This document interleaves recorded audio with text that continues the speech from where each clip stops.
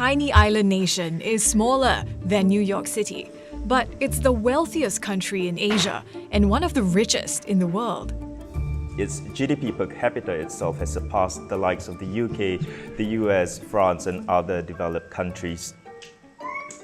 Over 6 decades, Singapore has transformed itself from a colonial trading port to a buzzing financial center that's envied the world over. And it's held up as an example for any country seeking to grow a robust, high-tech economy.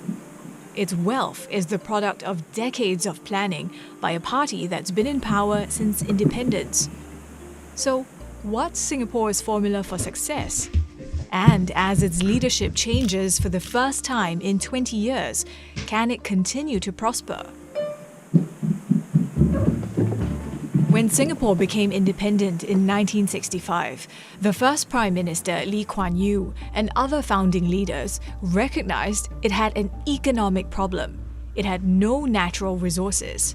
So, if they wanted to develop an export-led economy and attract foreign capital, they would need to build up the country's manufacturing industry. Its location gave it an edge.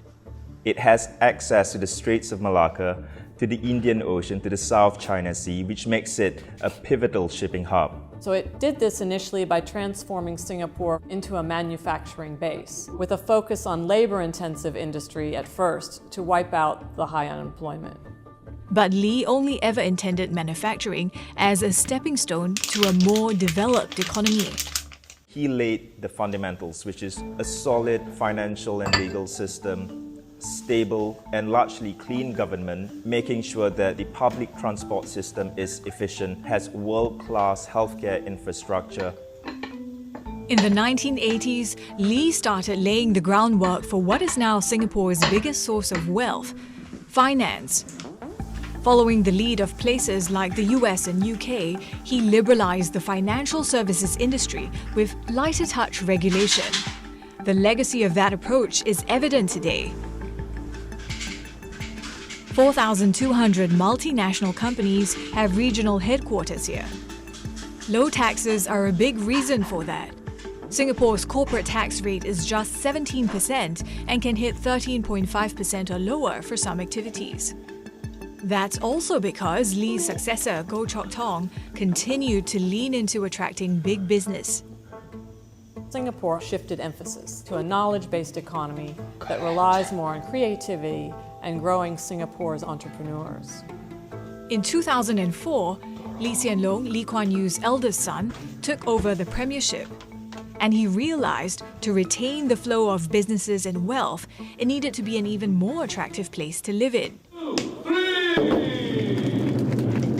With its prime location, Singapore had to become a destination in itself. That's been key to Singapore's success.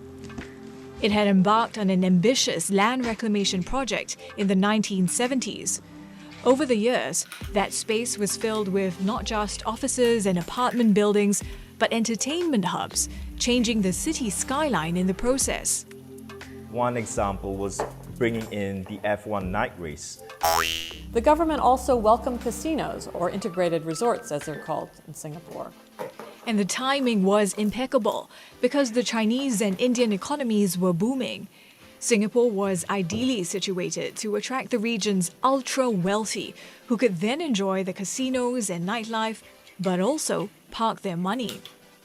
The results? The total value of assets under management in Singapore jumped from $420 billion at the start of Lee Hsien Loong's tenure to $3.6 trillion in 2022.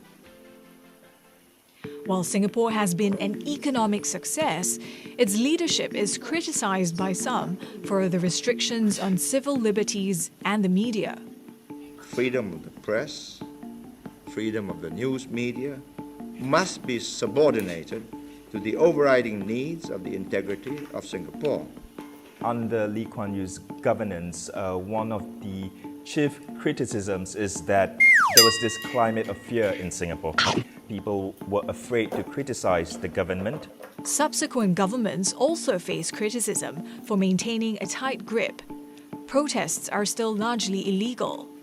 The government is definitely cognizant that its population is changing. It is much more diverse. It is much more vocal. At the same time, Singapore needs to stay competitive as other countries learn from its model of growth, and climate change is becoming a threat to national security. This is the Singapore that Lawrence Wong is inheriting as the country's new Prime Minister. Wong, who grew up in public housing, earned praise for his leadership in the country's COVID-19 response. He's seen as having more of a common man's touch.